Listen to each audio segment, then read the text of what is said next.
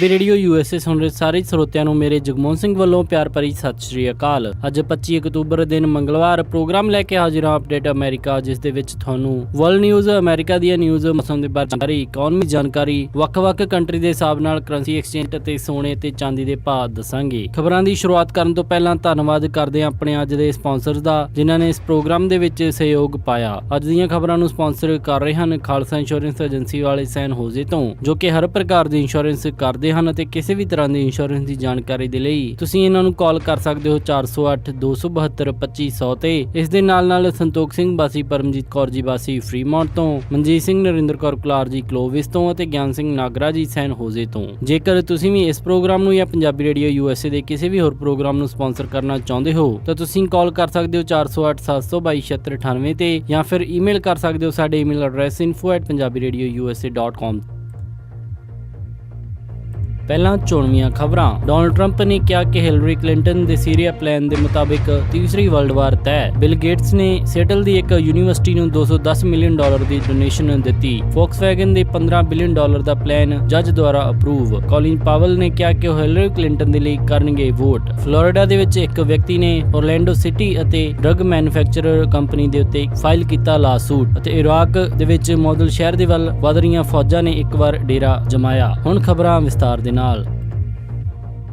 Republican party ਦੇ ਉਮੀਦਵਾਰ Donald Trump ਨੇ ਮੰਗਲਵਾਰ ਨੂੰ ਦਿੱਤੀ ਇੱਕ ਇੰਟਰਵਿਊ ਦੇ ਵਿੱਚ ਕਿਹਾ ਕਿ ਡੈਮੋਕ੍ਰੈਟਿਕ ਪਾਰਟੀ ਦੀ ਉਮੀਦਵਾਰ ਹਿਲਰੀ ਕਲਿੰਟਨ ਦਾ ਸੀਰੀਆ ਪਲਾਨ ਤੀਸਰੀ ਵਰਲਡ ਵਾਰ ਲੈ ਕੇ ਆਏਗਾ। ਉਹਨਾਂ ਨੇ ਕਿਹਾ ਕਿ ਜਿਸ ਤਰ੍ਹਾਂ ਹਿਲਰੀ ਕਲਿੰਟਨ ਅਤੇ ਡੈਮੋਕ੍ਰੈਟਿਕ ਪਾਰਟੀ ਦੀ ਤਕਰਾਰ ਨਿਊਕਲੀਅਰ ਆਰਮਡ ਰਸ਼ੀਆ ਦੇ ਨਾਲ ਚੱਲ ਰਹੀ ਹੈ ਤੇ ਉਹਨਾਂ ਦੇ ਵਿਚਕਾਰ ਸੀਰੀਆ ਅਤੇ ਹੋਰ ਕਈ ਮੁਲਕਾਂ ਦੇ ਵਿੱਚ ਜੋ ਤਕਰਾਰ ਪੈਦਾ ਹੋ ਰਹੇ ਹਨ, ਉਸ ਦੇ ਨਾਲ ਤੀਸਰੀ ਵਰਲਡ ਵਾਰ ਲੱਗਣ ਦਾ ਪੂਰਾ ਅੰਦੇਸ਼ਾ ਲਾਇਆ ਜਾ ਰਿਹਾ ਹੈ। ਉਹਨਾਂ ਨੇ ਕਿਹਾ ਕਿ ਸੀਰੀਆ ਦੇ ਵਿੱਚ ਇਸਲਾਮਿਕ ਸਟੇਟ ਨੂੰ ਹਰਾਉਣਾ ਅਤੇ ਉਸ ਦੇ ਖਿਲਾਫ ਲੜਾਈ ਲੜਨਾ ਸਭ ਤੋਂ ਵੱਡੀ ਪ੍ਰਾਇੋਰਟੀ ਹੈ, ਨਾ ਕਿ ਸੀਰੀਆ ਦੇ ਰਾਸ਼ਟਰਪਤੀ ਬਸ਼ਰ ਅਲ ਅਸਦ ਨੂੰ ਗੱਦੀ ਤੋਂ ਲਾਉਣਾ। ਡੋਨਲਡ ਟਰੰਪ ਨੇ ਕਿਹਾ ਕਿ ਉਹਨਾਂ ਨੂੰ ਨਹੀਂ ਸਮਝ ਆ ਰਿਹਾ ਕਿ ਹਿਲਰੀ ਕਲਿੰਟਨ ਕਿਸ ਤਰ੍ਹਾਂ ਰਸ਼ੀਅਨ ਰਾਸ਼ਟਰਪਤੀ ਵਲਾਦੀਮੀਰ ਪੁਤਿਨ ਦੇ ਨਾਲ ਨੈਗੋਸ਼ੀਏਟ ਕਰਨਗੇ ਅਤੇ ਉਹਨਾਂ ਨੇ ਰਾਸ਼ਟਰਪਤੀ ਬਰਾਕ ਓਬਾਮਾ ਦੇ ਉੱਤੇ ਵੀ ਇਲਜ਼ਾਮ ਲਾਇਆ ਕਿ ਉਹਨਾਂ ਨੇ ਫਿਲੀਪੀਨਸ ਦੇ ਨਵੇਂ ਰਾਸ਼ਟਰਪਤੀ ਰੋਡਰਿਗੋ ਡੂਟਰੇਟ ਦੇ ਨਾਲ ਸਬੰਧ ਵਿਗਾੜੇ ਅਤੇ ਸਹੀ ਢੰਗ ਦੇ ਨਾਲ ਉਸ ਨੂੰ ਮੈਨੇਜ ਨਹੀਂ ਕੀਤਾ। ਡੋਨਲਡ ਟਰੰਪ ਨੇ ਕਿਹਾ ਕਿ ਰਿਪਬਲਿਕਨ ਪਾਰਟੀ ਦੀ ਯੂਨਿਟੀ ਉਸ ਦੀ ਉਮੀਦਵਾਰੀ ਦੇ ਲਈ ਥੋੜਾ ਬਹੁਤ ਖਤਰਾ ਬਣੀ ਹੋਈ ਹੈ, ਕਿਉਂਕਿ ਰਿਪਬਲਿਕਨ ਪਾਰਟੀ ਯੂਨਾਈਟ ਹੋ ਕੇ ਇਹ ਚੋਣਾਂ ਨਹੀਂ ਲੜ ਰਹੀ। ਉਹਨਾਂ ਨੇ ਕਿਹਾ ਕਿ ਜੇਕਰ ਪਾਰਟੀ ਦੇ ਵੱਡੇ ਲੀਡਰ ਮੇਰਾ ਸਾਥ ਦੇਣ ਤਾਂ ਉਹ ਆਰਾਮ ਦੇ ਨਾਲ ਹਿਲਰੀ ਕਲਿੰਟਨ ਨੂੰ ਹਰਾ ਦੇਣਗੇ। ਉਹਨਾਂ ਨੇ ਕਿਹਾ ਕਿ ਜੇਕਰ ਹੁਣ ਵੀ ਪਾਰਟੀ ਦੇ ਸੀਨੀਅਰ ਨੇਤਾ ਮੇਰਾ ਸਾਥ ਦੇਣ ਤਾਂ ਇਹ ਹੋ ਹੀ ਨਹੀਂ ਸਕਦਾ ਕਿ ਹਿਲਰੀ ਕਲਿੰਟਨ ਅਮਰੀਕਾ ਦੀ ਅਗਲੀ ਰਾਸ਼ਟਰਪਤੀ ਬਣ ਜਾਏ। ਬਿਲ ਗੇਟਸ ਦੀ ਫਾਊਂਡੇਸ਼ਨ ਨੇ ਸੈਟਲ ਬੇਸਡ ਇੱਕ ਯੂਨੀਵਰਸਿਟੀ ਨੂੰ $210 ਮਿਲੀਅਨ ਦੀ ਡੋਨੇਸ਼ਨ ਦਿੱਤੀ ਹੈ। ਮਾਈਕਰੋਸਾਫਟ ਦੇ ਫਾਊਂਡਰ ਬਿਲ ਗੇਟਸ ਨੇ ਆਪਣੀ ਫਾਊਂਡੇਸ਼ਨ ਦੇ ਥਰੂ ਯੂਨੀਵਰਸਿਟੀ ਆਫ ਵਾਸ਼ਿੰਗਟਨ, ਜੋ ਕਿ ਸੈਟਲ ਦੇ ਵਿੱਚ ਹੈ, ਉਸ ਨੂੰ ਲੋਕਾਂ ਦੀ ਹੈਲਥ ਪੂਰੇ ਵਿਸ਼ਵ ਭਰ ਦੇ ਵਿੱਚ ਸੁਧਾਰਨ ਦੇ ਉੱਤੇ ਰਿਸਰਚ ਕਰਨ ਦੇ ਲਈ $210 ਮਿਲੀਅਨ ਦੀ ਡੋਨੇਸ਼ਨ ਦਿੱਤੀ। ਬਿਲ ਅਤੇ ਮਲਾਈਂਡਾ ਗੇਟਸ ਵੱਲੋਂ ਦਿੱਤਾ ਗਿਆ ਇਹ ਗਿਫਟ ਯੂਨੀਵਰਸਿਟੀ ਨੇ ਇਹਨਾਂ ਦੇ ਫੈਮਿਲੀ ਦੇ ਨਾਮ ਦੇ ਉੱਤੇ ਰੱਖਿਆ ਹੈ, ਜਿਸ ਨੂੰ ਬਿਲ ਗੇਟਸ ਫਾਊਂਡੇਸ਼ਨ ਦਾ ਨਾਮ ਦਿੱਤਾ ਗਿਆ। ਦੱਸਿਆ ਜਾ ਰਿਹਾ ਕਿ 155 ਸਾਲ ਪੁਰਾਣੀ ਇਸ ਯੂਨੀਵਰਸਿਟੀ ਦੇ ਵਿੱਚ ਅੱਜ ਤੱਕ ਦੀ ਇਹ ਸਭ ਤੋਂ ਵੱਡੀ ਡੋਨੇਸ਼ਨ ਹੈ। ਬਿਲ ਅਤੇ ਮਲਾਈਂਡਾ ਗੇਟਸ ਫਾਊਂਡੇਸ਼ਨ ਦੁਨੀਆ ਦੀ ਸਭ ਤੋਂ ਵੱਡੀ ਪ੍ਰਾਈਵੇਟ ਚੈਰਿਟੀ ਆਰਗੇਨਾਈਜੇਸ਼ਨ ਹੈ। ਜੂਨ ਦੇ ਮਹੀਨੇ ਦੇ ਵਿੱਚ ਇਸ ਫਾਊਂਡੇਸ਼ਨ ਨੇ 1 ਲੱਖ ਚਿਕਨ ਸਬ ਸਹਾਰਨ ਅਫਰੀਕਨ ਏਰੀਆ ਦੇ ਵਿੱਚ, ਜੋ ਕਿ ਕਾਫੀ ਜ਼ਿਆਦਾ ਗਰੀਬ ਹਨ, ਉੱਥੇ ਭੇਜੇ। ਫੈਡਰਲ ਜੱਜ ਨੇ ਅੱਜ ਇੱਕ $15 ਬਿਲੀਅਨ ਦਾ ਫੋਕਸਵੈਗਨ ਦਾ ਸੈਟਲਮੈਂਟ ਪਲਾਨ ਅਪਰੂਵ ਕਰ ਦਿੱਤਾ। ਇਹ US ਦੀ ਹਿਸਟਰੀ ਦਾ ਲਾਰਜੈਸਟ ਕੰਜ਼ਿਊਮਰ ਸੈਟਲਮੈਂਟ ਪਲਾਨ ਦੱਸਿਆ ਜਾ ਰਿਹਾ ਹੈ। ਪਿਛਲੇ ਸਾਲ ਫੋਕਸਵੈਗਨ ਦੇ ਵਹੀਕਲਸ ਦੇ ਵਿੱਚ ਇਹ ਗੜਬੜੀ ਸਾਹਮਣੇ ਆਈ ਸੀ ਕਿ ਉਹਨਾਂ ਨੇ ਆਪਣੇ 11 ਮਿਲੀਅਨ ਵਹੀਕਲਸ ਦੇ ਵਿੱਚ ਸੌਫਟਵੇਅਰ ਗਲਤ ਡਿਜ਼ਾਈਨ ਕੀਤਾ ਸੀ, ਜਿਸ ਦੇ ਤਹਿਤ ਉਹ ਐਮਿਸ਼ਨ ਸਟੈਂਡਰਡ ਨੂੰ ਬਾਈਪਾਸ ਕਰ ਰਿਹਾ ਸੀ। ਇਹ ਗੜਬੜੀ ਜਦੋਂ ਸਾਹਮਣੇ ਆਈ ਤਾਂ ਉਸ ਤੋਂ ਬਾਅਦ ਫੋਕਸਵੈਗਨ ਦੀ ਕਾਫੀ ਫਜੀਅਤ ਮਾਰਕੀਟ ਦੇ ਵਿੱਚ ਹੋਈ ਅਤੇ ਹੁਣ ਕੰਪਨੀ ਮਾਰਕੀਟ ਦੇ ਵਿੱਚੋਂ ਕਾਰਾਂ ਵਾਪਸ ਲੈਣ ਦਾ ਇਹ ਪਲਾਨ ਅੱਗੇ ਵਧਾਏਗੀ। ਕਾਫੀ ਵੱਡਾ massive vehicle buyback programme environmental ਰੈਮੀਡੀਏਸ਼ਨ ਦੇ ਤਹਿਤ ਕੀਤਾ ਜਾਏਗਾ। ਇਹ ਸੈਟਲਮੈਂਟ ਠੀਕ ਉਸ ਤੋਂ 1 ਸਾਲ ਬਾਅਦ ਹੋਣ ਵਾਲੀ ਹੈ, ਜਦੋਂ ਕੰਪਨੀ ਨੇ ਇਹ ਮੰਨਿਆ ਸੀ ਕਿ ਉਸਨੇ ਗਲਤ ਸੌਫਟਵੇਅਰ ਦੇ ਥਰੂ ਐਮਿਸ਼ਨ ਸਟੈਂਡਰਡਸ ਨੂੰ ਬਾਈਪਾਸ ਕੀਤਾ। US ਜਸਟਿਸ ਡਿਪਾਰਟਮੈਂਟ ਅਤੇ ਜਰਮਨ ਪ੍ਰੋਸੀਕਿਊਟਰਸ ਦੁਆਰਾ ਹਜੇ ਵੀ ਕੰਪਨੀ ਦੇ ਉੱਤੇ ਕ੍ਰਿਮੀਨਲ ਇਨਵੈਸਟੀਗੇਸ਼ਨ ਚੱਲ ਰਹੀ ਹੈ। ਦੱਸਿਆ ਜਾ ਰਿਹਾ ਕਿ ਇਸ ਜਾਂਚ ਦੇ ਵਿੱਚ ਕੰਪਨੀ ਦੇ ਉੱਤੇ ਹੋਰ ਜ਼ਿਆਦਾ ਫਾਈਨੈਂਸ਼ੀਅਲ ਪੈਨਲਟੀ ਪੈਨਲਟੀਜ਼ ਪੈ ਸਕਦੀਆਂ ਹਨ। US ਦੇ ਵਿੱਚ ਤਕਰੀਬਨ 4,75,000 ਫੋਕਸਵੈਗਨ ਓਨਰਜ਼ ਬਾਏਬੈਕ ਪ੍ਰੋਗਰਾਮ ਦੇ ਵਿੱਚ ਹਿੱਸਾ ਲੈ ਸਕਦੇ ਹਨ। ਇਹ ਵੀ ਦੱਸਿਆ ਜਾ ਰਿਹਾ ਹੈ ਕਿ ਇਸ ਸੈਟਲਮੈਂਟ ਦੇ ਤਹਿਤ ਕੰਪਨੀ $2.7 ਬਿਲੀਅਨ ਇਨਵਾਇਰਨਮੈਂਟਲ ਮਿਟੀਗੇਸ਼ਨ ਅਤੇ $2 ਬਿਲੀਅਨ ਕਲੀਨ ਐਮਿਸ਼ਨ ਇਨਫਰਾਸਟ੍ਰਕਚਰ ਦੇ ਵਾਸਤੇ ਵੀ ਦੇਏਗੀ। ਰਾਸ਼ਟਰਪਤੀ ਜਾਰਜ W. ਬੁਸ਼ ਦੀ ਸਰਕਾਰ ਦੇ ਵਿੱਚ ਸੈਕਟਰੀ ਆਫ ਸਟੇਟ ਰਹੇ ਕੋਲਿਨ ਪਾਵਲ ਨੇ ਕਿਹਾ ਹੈ ਕਿ ਉਹ 8 ਨਵੰਬਰ 2016 ਨੂੰ ਹੋਣ ਜਾ ਰਹੀਆਂ ਰਾਸ਼ਟਰਪਤੀ ਦੀਆਂ ਚੋਣਾਂ ਦੇ ਵਿੱਚ ਹਿਲਰੀ ਕਲਿੰਟਨ ਦੇ ਲਈ ਵੋਟ ਕਰਨਗੇ। ਉਹਨਾਂ ਨੇ ਇਹ ਜਾਣਕਾਰੀ NBC ਨਿਊਜ਼ ਨੂੰ ਦਿੱਤੀ। ਕੋਲਿਨ ਪਾਵਲ ਜੋ ਕਿ ਰਿਪਬਲਿਕਨ ਅਤੇ ਡੈਮੋਕ੍ਰੈਟਿਕ ਦੋਨਾਂ ਹੀ ਰਾਸ਼ਟਰਪਤੀ ਦੇ ਸਰਕਾਰ ਦੇ ਅੰਡਰ ਕੰਮ ਕਰ ਚੁੱਕੇ ਹਨ। ਉਹਨਾਂ ਨੇ ਰਾਸ਼ਟਰਪਤੀ ਬਰਾਕ ਓਬਾਮਾ ਨੂੰ 2008-2012 ਦੇ ਵਿੱਚ ਵੀ ਇੰਡੋਰਸ ਕੀਤਾ ਸੀ। ਕੋਲਿਨ ਪਾਵਲ ਡੋਨਾਲਡ ਟਰੰਪ ਦੇ ਸਭ ਤੋਂ ਵੱਡੇ ਕ੍ਰਿਟਿਕ ਹਨ ਤੇ ਉਹਨਾਂ ਨੇ ਡੋਨਾਲਡ ਟਰੰਪ ਨੂੰ ਨੈਸ਼ਨਲ ਡਿਸਗ੍ਰੇਸ ਤੱਕ ਕਿਹਾ, ਜਿੱਥੇ ਕਿ ਕਈ ਰਿਪਬਲਿਕਨ ਉਮੀਦਵਾਰ ਜੋ ਕਿ ਡੋਨਾਲਡ ਟਰੰਪ ਨੂੰ ਪਸੰਦ ਨਹੀਂ ਕਰ ਰਹੇ, ਪਰ ਉਹਨਾਂ ਨੇ ਹਜੇ ਤੱਕ ਇਹ ਖੁੱਲ੍ਹ ਕੇ ਨਹੀਂ ਕਿਹਾ ਕਿ ਉਹ ਕਲਿੰਟਨ ਨੂੰ ਸਪੋਰਟ ਕਰਨਗੇ ਜਾਂ ਨਹੀਂ। ਜ਼ਿਆਦਾਤਰ ਕਿਸੇ ਵੀ ਉਮੀਦਵਾਰ ਦੀ ਸਪੋਰਟ ਦੇ ਨਾ ਕਰਨ ਦੇ ਹੱਕ ਦੇ ਵਿੱਚ ਹਨ, ਪਰ ਕੋਲਿਨ ਪਾਵਲ ਨੇ ਕਿਹਾ ਹੈ ਕਿ ਉਹ ਹਿਲਰੀ ਕਲਿੰਟਨ ਦੇ ਲਈ ਵੋਟ ਕਰਨਗੇ। ਫਲੋਰੀਡਾ ਦੇ ਓਰਲਾਂਡੋ ਸ਼ਹਿਰ ਦੇ ਵਿੱਚ ਜਿੱਥੇ ਕਿ ਪਿਛਲੇ ਸਾਲ ਪੁਲਿਸ ਨੇ ਇੱਕ ਵਿਅਕਤੀ ਨੂੰ ਗ੍ਰਿਫਤਾਰ ਕੀਤਾ ਸੀ ਜੋ ਕਿ ਡੋਨਟ ਗਲੇਜ਼ ਲੈ ਕੇ ਜਾ ਰਿਹਾ ਸੀ ਅਤੇ ਪੁਲਿਸ ਨੇ ਉਸ ਨੂੰ ਗਲਤੀ ਦੇ ਨਾਲ ਮੈਥ ਸਮਝ ਲਿਆ। ਹੁਣ ਉਹ ਵਿਅਕਤੀ ਸਿਟੀ ਆਫ ਓਰਲੈਂਡੋ ਅਤੇ ਡਰੱਗ ਟੈਸਟਿੰਗ ਕਿਟ ਕੰਪਨੀ ਦੇ ਉੱਤੇ ਲਾਅਸੂਟ ਫਾਈਲ ਕਰ ਰਿਹਾ ਹੈ। ਦੱਸਿਆ ਜਾ ਰਿਹਾ ਕਿ ਡੈਨੀਅਲ ਰਸ਼ਿੰਗ ਨਾਮ ਦੇ ਇਸ ਵਿਅਕਤੀ ਨੇ ਸਿਟੀ ਆਫ ਓਰਲੈਂਡੋ ਅਤੇ ਕਿਟ ਮੈਨੂਫੈਕਚਰਰ ਦੇ ਉੱਤੇ ਨੈਗਲੀਜੈਂਸ ਦੀ ਲਾਅਸੂਟ ਫਾਈਲ ਕੀਤੀ ਹੈ। ਦੱਸਿਆ ਜਾ ਰਿਹਾ ਸੀ ਜਦੋਂ ਇਹ ਵਿਅਕਤੀ ਡੋਨਟ ਲੈ ਕੇ ਜਾ ਰਿਹਾ ਸੀ ਤਾਂ ਉਸ ਦੇ ਉੱਤੇ ਗਲੇਜ਼ ਨੂੰ ਪੁਲਿਸ ਨੇ ਕ੍ਰਿਸਟਲ ਮੈਥ ਸਮਝਿਆ ਤੇ ਇੱਕ ਡਰੱਗ ਕਿਟ ਕੰਪਨੀ ਦੀ ਕਿਟ ਦੇ ਨਾਲ ਜਦੋਂ ਟੈਸਟ ਕੀਤਾ ਗਿਆ ਤਾਂ ਰਿਜ਼ਲਟ ਪੋਜ਼ਿਟਿਵ ਆਏ ਅਤੇ ਉਸ ਤੋਂ ਬਾਅਦ ਉਸ ਨੂੰ ਗ੍ਰਿਫਤਾਰ ਕਰ ਲਿਆ ਗਿਆ ਸੀ। ਪਰ ਬਾਅਦ ਦੇ ਵਿੱਚ ਜਦੋਂ ਸਟੇਟ ਕ੍ਰਾਈਮ ਲੈਬ ਦੇ ਵਿੱਚ ਇਹ ਟੈਸਟ ਕਰਵਾਏ ਗਏ ਤਾਂ ਉਸ ਦੇ ਉੱਤੇ ਲਾਏ ਗਏ ਸਾਰੇ ਚਾਰਜਸ ਨੂੰ ਵਾਪਸ ਲੈ ਲਿਆ ਗਿਆ ਤੇ ਉਸ ਨੂੰ ਬਰੀ ਕਰ ਦਿੱਤਾ ਗਿਆ। ਪਰ ਹੁਣ ਇਹ ਵਿਅਕਤੀ ਇਸ ਮਾਮਲੇ ਦੇ ਵਿੱਚ ਪੁਲਿਸ ਨੂੰ ਘੇਰਨ ਦੇ ਲਈ ਤਿਆਰੀ ਕਰ ਰਿਹਾ ਹੈ।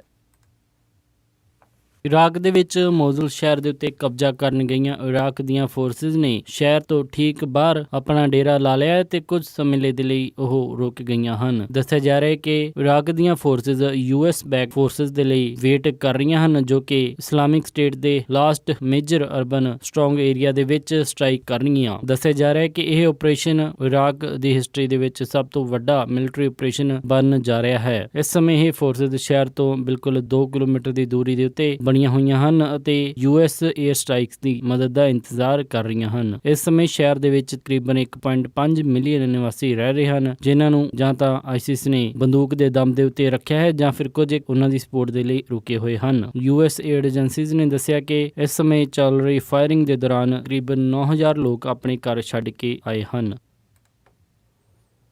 ਇਹ ਸਨ ਅੱਜ ਦੀਆਂ ਕੁਝ ਖਾਸ ਖਬਰਾਂ। ਹੁਣ ਵਧਦੇ ਹਾਂ ਮੌਸਮ ਦੀ ਜਾਣਕਾਰੀ ਦੇ ਵੱਲ। ਬੁੱਧਵਾਰ ਨੂੰ ਸੈਨ ਹੋਜ਼ੇ ਦੇ ਵਿੱਚ ਹਾਈ ਟੈਂਪਰੇਚਰ ਰਹੇਗਾ 76 ਡਿਗਰੀ ਅਤੇ ਰਾਤ ਨੂੰ ਲੋ ਟੈਂਪਰੇਚਰ 57 ਡਿਗਰੀ। ਰਾਤ ਨੂੰ ਮੀਂਹ ਪੈਣ ਦੇ ਅਸਾਰ ਬਣਨਗੇ। ਸੈਨ ਫਰਾਂਸਿਸਕੋ ਦੇ ਵਿੱਚ 67 ਡਿਗਰੀ ਹਾਈ ਅਤੇ ਰਾਤ ਨੂੰ 56 ਡਿਗਰੀ ਲੋ।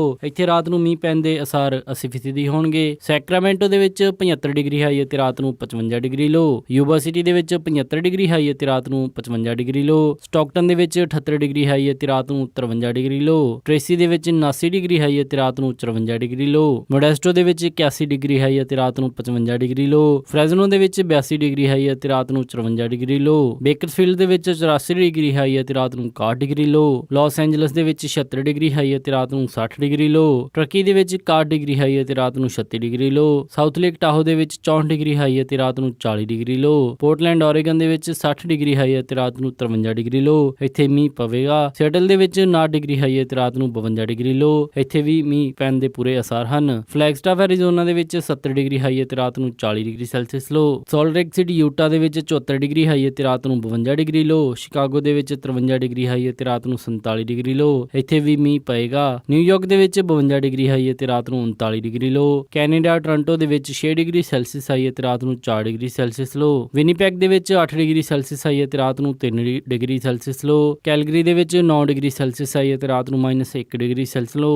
ਵੈਨਕੂਵਰ ਦੇ ਵਿੱਚ 12 ਡਿਗਰੀ ਸੈਲਸੀਅਸ ਆਈ ਹੈ ਤੇ ਰਾਤ ਨੂੰ 11 ਡਿਗਰੀ ਸੈਲਸੀਅਸ ਲੋ। ਪੰਜਾਬ ਅੰਮ੍ਰਿਤਸਰ ਦੇ ਵਿੱਚ 32 ਡਿਗਰੀ ਸੈਲਸੀਅਸ ਆਈ ਹੈ ਤੇ ਰਾਤ ਨੂੰ 15 ਡਿਗਰੀ ਸੈਲਸੀਅਸ ਲੋ। ਮੈਲਬਰਨ ਆਸਟ੍ਰੇਲੀਆ ਦੇ ਵਿੱਚ 15 ਡਿਗਰੀ ਸੈਲਸੀਅਸ ਆਈ ਹੈ ਤੇ ਰਾਤ ਨੂੰ 5 ਡਿਗਰੀ ਸੈਲਸੀਅਸ ਲੋ। ਲੰਡਨ ਦੇ ਵਿੱਚ 16 ਡਿਗਰੀ ਸੈਲਸੀਅਸ ਆਈ ਹੈ ਤੇ ਰਾਤ ਨੂੰ 7 ਡਿਗਰੀ ਸੈਲਸੀਅਸ ਲੋ। ਬਰਲਿਨ ਦੇ ਵਿੱਚ 8 ਡਿਗਰੀ ਸੈਲਸੀਅਸ ਆਈ ਹੈ ਤੇ ਰਾਤ ਨੂੰ 4 ਡਿਗਰੀ ਸੈਲਸੀਅਸ ਲੋ। ਅਤੇ ਫਰਾਂਸ ਪੈਰਿਸ ਦੇ ਵਿੱਚ 16 ਡਿਗਰੀ ਸੈਲਸੀਅਸ ਆਈ ਹੈ ਤੇ ਰਾਤ ਨੂੰ 6 ਡਿਗਰੀ ਸੈਲਸੀਅਸ ਲੋ ਰਹੇਗਾ। ਇਸੇ ਮੌਸਮ ਦੀ ਜਾਣਕਾਰੀ। ਹੁਣ ਵਧਦੇ ਹਾਂ ਸਟਾਕ ਮਾਰਕੀਟ ਦੀ ਇਨਫੋਰਮੇਸ਼ਨ ਦੇ ਵੱਲ। ਮੰਗਲਵਾਰ ਨੂੰ ਕਲੋਜ਼ਿੰਗ ਦੇ ਸਮੇਂ ਡਾਓ ਜੋਨਸ 53 ਅੰਕਾਂ ਦੀ ਗਿਰਾਵਟ ਦੇ ਨਾਲ 18,169.27 ਤੇ ਬੰਦ ਹੋਇਆ। ਨੈਸਡੈਕ 26 ਅੰਕਾਂ ਦੀ ਗਿਰਾਵਟ ਦੇ ਨਾਲ 5,283.4 ਤੇ ਬੰਦ ਹੋਇਆ। S&P 8 ਅੰਕਾਂ ਦੀ ਗਿਰਾਵਟ ਦੇ ਨਾਲ 2143.16 ਤੇ ਬੰਦ ਹੋਇਆ। ਵਿਲਸ਼ਰ 5109 ਅੰਕਾਂ ਦੀ ਗਿਰਾਵਟ ਦੇ ਨਾਲ 22,281.29 ਤੇ ਬੰਦ ਹੋਇਆ। ਅੱਜ ਦਾ ਸਭ ਤੋਂ ਮਸ਼ਹੂਰ ਸਟਾਕ ਅੰਡਰ ਆਰਮਰ ਕੰਪਨੀ ਦਾ ਰਿਹਾ, ਜਿਸ ਦੀ ਕੀਮਤ 32.89 ਰਹੀ। ਕਰੰਸੀ ਐਕਸਚੇਂਜ ਰੇਟ ਦੇ ਵਿੱਚ ਇੱਕ US ਡਾਲਰ ਦੀ ਕੀਮਤ ਰਹੀ 60 ਰੁਪਏ 6 ਪੈਸੇ, ਇੱਕ ਕੈਨੇਡੀਅਨ ਡਾਲਰ ਦੀ ਕੀਮਤ ਰਹੀ 51 ਰੁਪਏ 40 ਪੈਸੇ, ਇੱਕ ਬ੍ਰਿਟਿਸ਼ ਪਾਉਂਡ ਦੀ ਕੀਮਤ ਰਹੀ 81 ਰੁਪਏ 90 ਪੈਸੇ, ਇੱਕ ਆਸਟ੍ਰੇਲੀਅਨ ਡਾਲਰ ਦੀ ਕੀਮਤ ਰਹੀ 51 ਰੁਪਏ, ਇੱਕ ਯੂਰੋ ਦੀ ਕੀਮਤ ਰਹੀ 72 ਰੁਪਏ 52 ਪੈਸੇ, ਇੱਕ ਬਹਿਰੀਨੀ ਦਿਨਾਰ ਦੀ ਕੀਮਤ ਰਹੀ 177 ਰੁਪਏ 27 ਪੈਸੇ, ਇੱਕ ਕੁਵੈਤੀ ਦਿਨਾਰ ਦੀ ਕੀਮਤ ਰਹੀ 219 ਰੁਪਏ 8 ਪੈਸੇ, ਇੱਕ ਨਿਊਜ਼ੀਲੈਂਡ ਡਾਲਰ ਦੀ ਕੀਮਤ ਰਹੀ 47 ਰੁਪਏ ਪੈਸੇ ਤੇ ਇੱਕ ਸਿੰਗਾਪੁਰ ਡਾਲਰ ਦੀ ਕੀਮਤ ਰਹੀ 48 ਰੁਪਏ 9 ਪੈਸੇ। ਸੋਨੇ ਦਾ ਰੇਟ $1274.45 ਪਰ ਆਉਂਸ ਰਿਹਾ ਅਤੇ ਚਾਂਦੀ $17.75 ਪਰ ਆਉਂਸ ਰਹੀ। ਇਸੇ ਦੇ ਨਾਲ ਅੱਜ ਦਾ ਇਹ ਖਬਰਾਂ ਦਾ ਬੁਲੇਟਿਨ ਇੱਥੇ ਹੀ ਸਮਾਪਤ ਕਰਦੇ ਹਾਂ। ਇਜਾਜ਼ਤ ਦਿਓ। ਉਮੀਦ ਹੈ ਕਿ ਤੁਹਾਨੂੰ ਅੱਜ ਦਾ ਇਹ ਪ੍ਰੋਗਰਾਮ ਪਸੰਦ ਆਇਆ ਹੋਵੇਗਾ। ਕਿਸੇ ਵੀ ਤਰ੍ਹਾਂ ਦੇ ਫੀਡਬੈਕ ਦੇ ਲਈ ਤੁਸੀਂ ਸਾਨੂੰ ਕਾਲ ਕਰ ਸਕਦੇ ਹੋ 408-722-7698 ਤੇ ਜਾਂ ਫਿਰ ਈਮੇਲ ਕਰ ਸਕਦੇ ਹੋ ਸਾਡੇ ਈਮੇਲ ਐਡਰੈਸ info@punjabiradiousa.com ਤੇ। ਇੱਕ ਵਾਰੀ ਫਿਰ ਸਾਰੇ ਸਪਾਂਸਰ ਦਾ ਬਹੁਤ ਧੰਨਵਾਦ। ਮਿਲਦੇ ਹਾਂ ਅਪਡੇਟ ਅਮਰੀਕਾ ਦੇ ਅਗਲੇ ਅੰਕ ਵਿੱਚ। ਤਦ ਤੱਕ ਲਈ ਸਾਰਿਆਂ ਨੂੰ ਪਿਆਰ ਅਤੇ ਸਤਿਕਾਰ ਭਰੀ ਸਤਿ ਸ਼੍ਰੀ ਅਕਾਲ। ਫ੍ਰੈਜ਼ਨੋ ਦੇ ਵਿੱਚ ਵੀ ਹੁਣ ਸੁਣਦੇ ਰਹੋ 1300 AM ਦੇ ਉੱਤੇ ਪੰਜਾਬੀ ਰੇਡੀਓ USA।